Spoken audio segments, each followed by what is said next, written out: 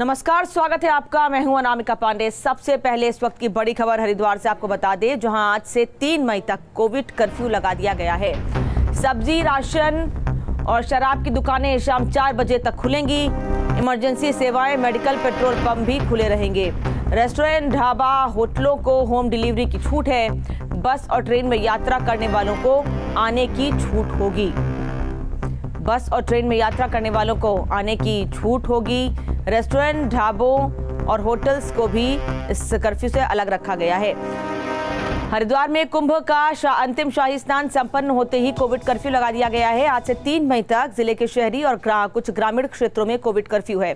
जिलाधिकारी सी रविशंकर के आदेश के मुताबिक कोविड कर्फ्यू के दौरान इमरजेंसी सेवाओं, मेडिकल, पेट्रोल पंप, गैस आपूर्ति को पूरी तरह छूट है, जबकि सब्जी, दूध, राशन और शराब की दुकानें शाम 4 बजे तक खुलेंगी। शादी, विवाह और बाहर से आने जाने वालों को आवाजाही के लिए सीमित संख्या में छूट दी गई है। औद्योगिक इकाई चलती रहेगी। पोस्ट ऑफिस और बैंक खुले रहेंगे। आवश्यक सेवा से संबंधित केंद्र और राज्य सरकार के कार्यालय खुले रहेंगे। आदेश का उल्लंघन करने पर आपदा अधिनियम 2005 के तहत कार्रवाई होगी।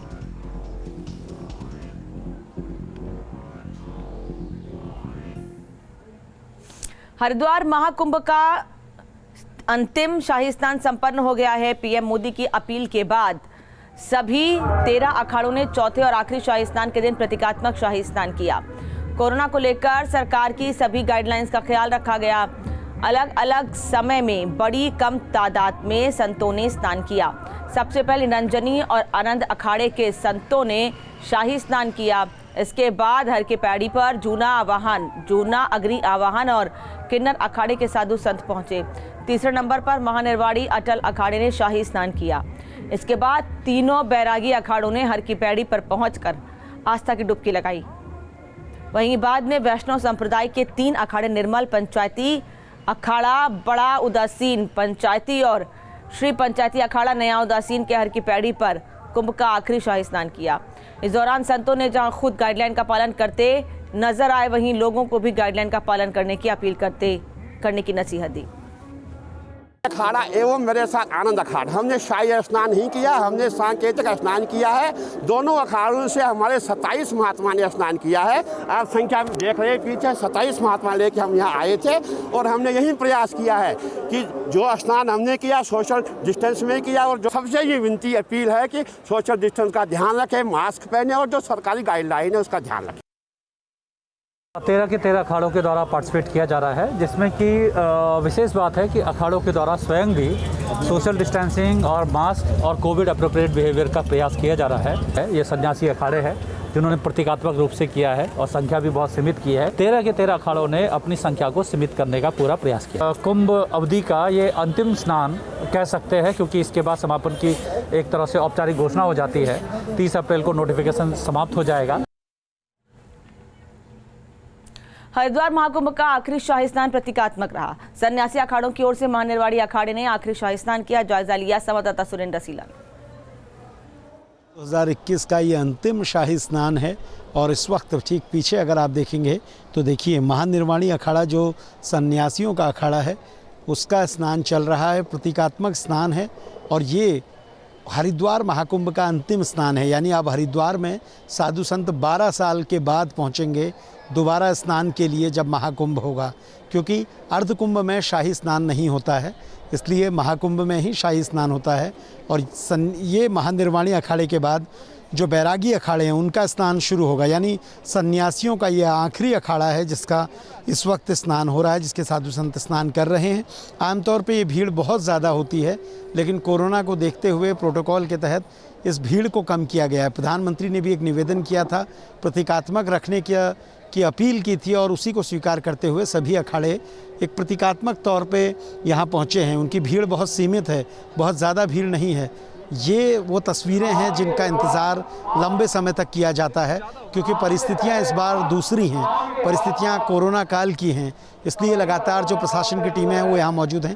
ठीक सामने देखिए आईजी कुंभ लगातार माइक से अनाउंस कर रहे हैं, साधु संतों को प्रेरित कर रहे हैं, उनको सामाजिक दूरी बनाने के लिए कह रहे हैं, उनको ये जगह छोड़ने के लिए भी कह रहे हैं, क्योंकि स्नान हो गया तो आपको जगह छोड़नी है। क्योंकि ये जो स्नान होता है ये बैरागी अखाड़ों का प्रमुख स्नान है, यानी आज का जो दिन है उनके प्रमुख स्नान के तौर पे जाना जाता है और इसीलिए उनकी मौजूदगी, उनकी उपलब्धता ज़्यादा रहती है। वीडियो जर्नलिस्ट सोनी कुमार के साथ सुरेंद्र डसीला, न्यूज़ स्टेट, हर की पैड़ी, हरिद्वार। कुंभ मेले का अंतिम और चौथा शाही स्नान पर्व चैत्र पूर्णिमा सकुशल संपन्न होने के बाद कुंभ मेला पुलिस ने राहत की सांस ली। सभी अखाड़ों के शाही स्नान के बाद पुलिस अखाड़े ने भी शाही स्नान किया। इस मौके पर कुंभ मेला आईजी सहित तमाम लोग, पुलिस के अधिकारियों ने गंगा स्नान किया। 1 जनवरी से 11 स्नान पर्व और 4 शाही स्नान सकुशल संपन्न हुए। कुंभ मेला आईजी संजय गुंजियाल ने कुंभ का आखिरी शाही स्नान सकुशल संपन्न होने पर सभी को शुभकामनाएं दी। 1 जनवरी से आज तक 11 स्नान पर्व और जिसमें 4 शाही स्नान सकुशल संपन्न हो गए और इसमें उत्तराखंड पुलिस के समस्त रैंक एंड फाइल के द्वारा महत्वपूर्ण भूमिका निभाई गई। सभी को मैं आज के दिन धन्यवाद देना चाहूँगा। कोरोना के कोहराम से कांप रहे हिंदुस्तान में इस जानलेवा वायरस पर अंतिम प्रहार की तैयारी हो रही है। 1 मई से मेगा वैक्सीनेशन अभियान की शुरुआत हो रही है। तीसरे चरण के इस महाअभियान में 18 साल से ज्यादा उम्र के लोगों को वैक्सीन लगाई जाएगी, जिसके लिए 28 अप्रैल यानी आज से रजिस्ट्रेशन शुरू हो जाएंगे। हारेगा कोरोना, जीतेगा हिंदुस्तान।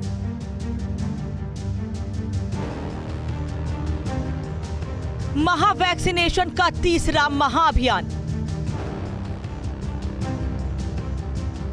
1 मई से 18+ लोगों का होगा टीकाकरण। हिंदुस्तान में किलर कोरोना के कहर से हाहाकार मचा है।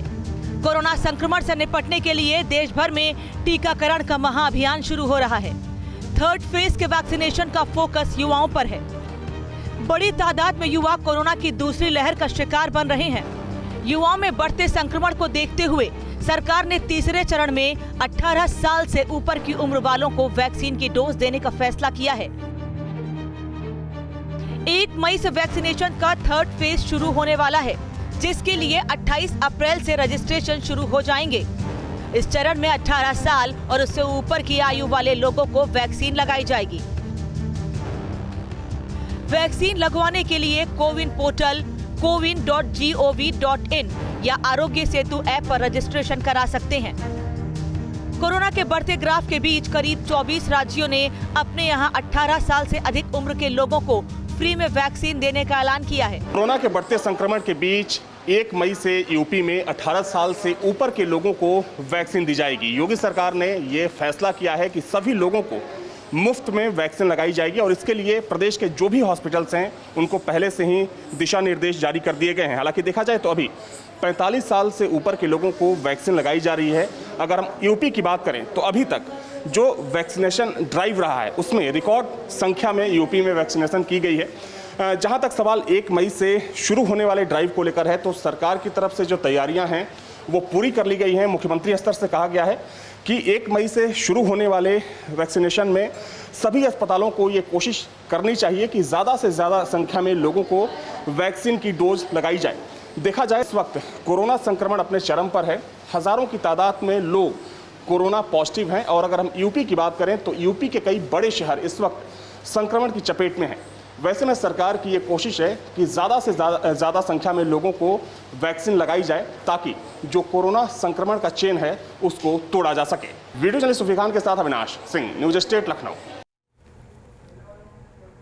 उत्तराखंड में कोरोना के खिलाफ युद्धस्तर पर लड़ाई जारी है। अहमदाबाद में विशेष विमान के जरिए 7500 रेमडेसिविर इंजेक्शन देहरादून लाए गए।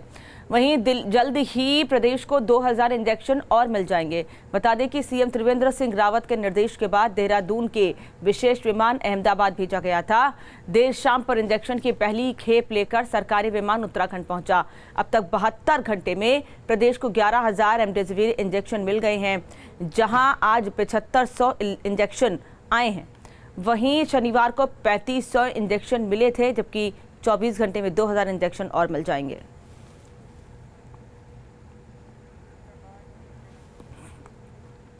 उत्तराखंड में कोरोना काल में सबसे ज्यादा मौत हुई है। पिछले 24 घंटे में पूरे राज्य में 96 मौतें हुई हैं। राज्य में 24 घंटे में अब तक कोरोना के 5,703 मामले सामने आए हैं। राज्य में अब तक 43,032 एक्टिव केस हैं। राज्य में अब तक कोरोना के कुल 1,62,562 मामले सामने आए हैं। प्रदेश में अब तक कोरोना से 2,309 लोगों की मौत हो गई है। 29,857 सैंपल की रिपोर्ट लंबित है।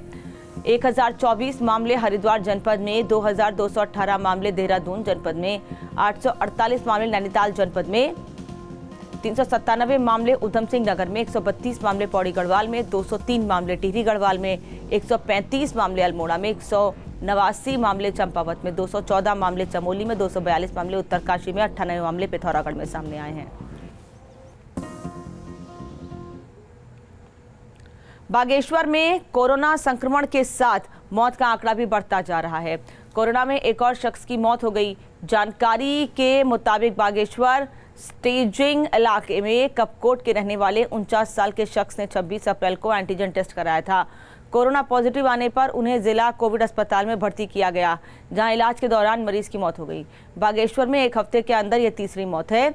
बागेश्वर में अब तक कोरोना से कुल 20 मौतें हो चुकी हैं। 2 मौतें जो हुई हैं रिसेंटली, उसमें जो है एक चीज़ कॉमन थी कि दोनों 4 या 5 दिन से बीमार थे। लेट हॉस्पिटल पहुंचना एक कारण ये है, और दूसरा जो आज मौत हुई है उसमें साथ में उनको शुगर की बीमारी और हाइपरटेंशन भी उनको साथ में था। तीसरी चीज़ ये थी कि ये 45 साल के ऊपर के थे दोनों, वैक्सीनेशन नहीं करवाया था। थोड़ा भी कोविड के जो सिम्टम आते हैं टाइम से हॉस्पिटल पहुँचें, अपनी जांच करवा लें, ताकि खुद भी अपने को सुरक्षित रहें और अपने घर वालों को भी सुरक्षित रहें। और टाइम रहते अगर हॉस्पिटल पहुँचता है तो हम लोग उनकी जान बचाने में सक्षम रहते हैं, क्योंकि इन दोनों केसेस में एक का ऑक्सीजन कंसंट्रेशन जो है 42 था, दूसरे केस का ऑक्सीजन लेवल जब हॉस्पिटल में पहुँचा तो 70 था। उत्तरकाशी में लगातार कोरोना का कहर बढ़ता जा रहा है। 24 घंटे में कोरोना के 85 नए मामले सामने आए हैं और अब तक एक्टिव केस की संख्या 611 है। उत्तरकाशी मुख्यालय से 8 किलोमीटर दूर चामकोट गांव में एक 28 वर्षीय युवक की मौत हो गई। युवक की मौत की वजह पिछले 5 दिनों से बुखार आना बताया जा रहा है और ये भी कहा जा रहा है कि युवक अस्पताल नहीं आया था, इसकी वजह से उसकी तबीयत खराब हुई और उसकी मौत हो गई। घटना की सूचना को गंभीरता से लेते हुए स्वास्थ्य विभाग की टीम चामकोट गाँव में पहुंची, जहां पता चला कि गांव में बुखार से और भी ग्रामीण पीड़ित हैं। स्वास्थ्य विभाग की टीम ने जब पीड़ित 7 ग्रामीणों का सैंपल लिया तो सभी कोरोना संक्रमित मिले। प्रशासन ने आनन फानन में गांव को कंटेनमेंट जोन बना दिया है।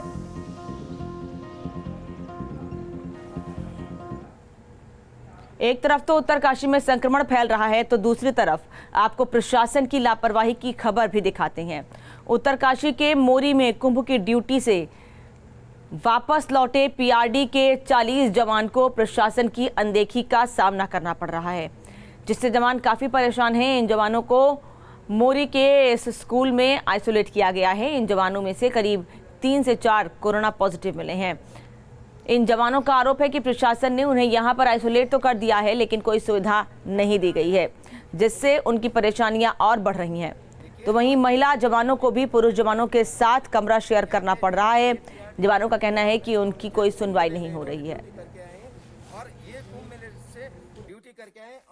नियर अबाउट ये 40-47 के आसपास जो है टोटल जवान थे। इन लोगों को जब ये देहरादून हरिद्वार से आए तो डामटा में इनकी जो है टेस्टिंग हुई थी। उस टेस्टिंग में जो है 3 लोग इन्हीं लोगों में से जो है पॉजिटिव पाए गए, जो है पुरोला में आइसोलेट है। और ये नियर अबाउट 40 लोग हैं जिनको जो है मोरी जो है स्कूल की बिल्डिंग में रखा गया। 5 कमरों में जो है 40 लोगों को रखा गया है। यहाँ के जो प्रशासन है उनको उनके कानों में कोई जू नहीं रिंग रही। यहाँ पे जब बरसात होती है तो भवनों में पानी टपकता है और ऐसे जानवरों की तरह बेचारों को यहाँ पे रखा हुआ है। बोला सर हमने, जब इतने परसों से 5 दिन से खाना नहीं मिल रहा हमको, तो एक बात सुनते हो हमारी। हम परसों से बोल रहे हैं कि सर हमारे लिए अलग व्यवस्था कर लो, सोने की, पानी की व्यवस्था नहीं है, कोई व्यवस्था नहीं है। तो क्या बोला उनके द्वारा, क्या बोला गया आपको? सुना नहीं नहीं सर, कुछ मतलब ये ही नहीं बोला कि रह लो, कट्टे रह लो, कोई दिक्कत नहीं है। और वक्त थोड़े से ब्रेक का खबरें जारी हैं। ब्रेक के बाद स्वागत है आपका। कोरोना संक्रमण के दौरान कोविड वैक्सीनेशन का बड़ा फायदा भी देखने को मिल रहा है। उत्तराखंड के डीजीपी अशोक कुमार ने जानकारी दी है कि पुलिस के 600 कर्मचारी कोविड-19 पॉजिटिव हैं, लेकिन इन 600 कर्मचारियों में केवल एक महिला कर्मचारी ही गंभीर अवस्था में है। डीजीपी के मुताबिक सभी पुलिसकर्मियों को कोविड वैक्सीन की दोनों डोज लगाई जा चुकी हैं, जिसका ये फायदा देखा जा रहा है। जबकि पहली बार कोरोना की पहली लहर में पुलिस के 6 से 7 जवान शहीद हुए थे, लेकिन अब वैक्सीन लगने के बाद बॉर्डर से लेकर कुंभ ड्यूटी में भी तैनात पुलिसकर्मियों को स्वास्थ्य में ज्यादा दिक्कतें नहीं आई। दूसरी लहर है कोरोना की, उसमें हमारे अभी तक 684 लोग पॉजिटिव आए हैं, 684। पहली लहर में 1981 पॉजिटिव आए थे। हमारी करीब 25,000 की फोर्स है और उनमें से 100 से भी अधिक लोगों को हमें हॉस्पिटलाइज करना पड़ा था और उनमें से 7 लोग शहीद हुए, जिसमें एक एडिशनल एसपी भी थे। इस बार दूसरी लहर, चूँकि हमारे 90% से ज़्यादा लोग को डबल डोज लग चुकी है, तो बहुत ज़्यादा सीरियस वो नहीं आ रही है जो, और ठीक भी वो जल्दी 6-7 दिन में हो जा रहे हैं। सीएम तीरथ सिंह रावत ने सेलाकू इंडस्ट्रियल एरिया स्थित लिंडे ऑक्सीजन प्लांट का निरीक्षण किया। निरीक्षण के दौरान ऑक्सीजन प्लांट में काम कर रहे कर्मचारियों ने काम के दौरान आने वाली समस्याओं को सीएम के सामने रखा। इस मौके पर कंपनी कर्मचारियों ने पहाड़ी क्षेत्रों में मिनी ऑक्सीजन प्लांट लगाने का भी सुझाव दिया। कर्मचारियों की परेशानी सुनने के बाद सीएम ने ऑक्सीजन उत्पादन में आ रही दिक्कतों के समाधान का भी भरोसा दिया। अधिकारियों और कर्मचारियों से बातचीत के दौरान सीएम ने कहा कि कोरोना काल में ऑक्सीजन की ज़रूरत बढ़ गई है, जिसके चलते ऑक्सीजन प्लांट कंपनियों की जिम्मेदारी बढ़ गई है। सीएम ने साफ कहा कि किसी भी हाल में प्रदेश में अस्पतालों में ऑक्सीजन की कहीं कमी नहीं होनी चाहिए।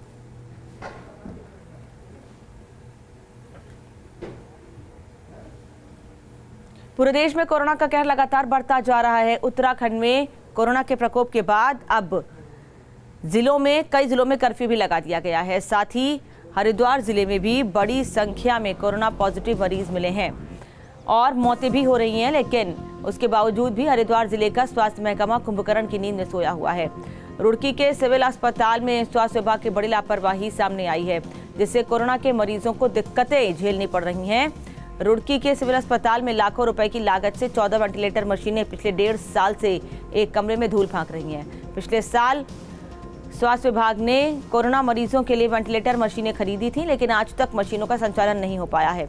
वहीं इस मामले पर सीएमएस संजय कंसल ने अजीब बयान दिया। उनका कहना है कि ये कोई पानी की टोटी नहीं है कि जो हमने पानी खोला और मरीज ने पानी पी लिया। वेंटिलेटर मशीन चलाने के लिए उनके पास स्टाफ नहीं है, साथ ही मशीन चलाने के लिए ऑक्सीजन की आवश्यकता होती है और अभी तक आईसीयू वार्ड भी नहीं बन पाया, इसलिए वेंटिलेटर मशीन शुरू नहीं हो सकी है। कोई पानी की टोटी नहीं है कि हमने खोल दिया मरीज के आगे, पानी निकल गया, पानी पी लिया उसने। वेंटिलेटर चलाने के लिए पूरा उसका इंफ्रास्ट्रक्चर डेवलप करना पड़ता है। उसमें बहुत सारी चीज़ें चाहिए होती हैं। ऑक्सीजन चाहिए होता है। ऑक्सीजन जनरेशन प्लांट का हमारा लगातार वो चल रहा है काम, और बहुत जल्दी की हमें ऑक्सीजन जनरेशन प्लांट लगने वाला है और उसके लिए पूरा इंफ्रास्ट्रक्चर चाहिए, पूरा हमें स्टाफ चाहिए, ट्रेंड स्टाफ चाहिए उसको चलाने के लिए। तो कोशिश लगातार चल रही है और भारत सरकार के द्वारा जिस कंपनी को कार्य दिया गया था उसके द्वारा कभी कार्य पूर्ण नहीं किया गया है। एक तरफ पूरे प्रदेश में कोरोना संक्रमण की रोकथाम के लिए पाबंदियां लगाई गई हैं, तो दूसरी तरफ इन पाबंदियों की जमकर धज्जियां उड़ाई जा रही हैं। इसी से जुड़ा एक वीडियो खूब वायरल हो रहा है। बताया जा रहा है कि ये वीडियो रुड़की के ढंढेरा का है। यहाँ अंग्रेजी शराब की दुकान रोक के बाद भी खोली जा रही है और तय दाम से अधिक में शराब बेची जा रही है। पूरे मामले में आबकारी विभाग और जिला प्रशासन की लापरवाही सामने आ रही है।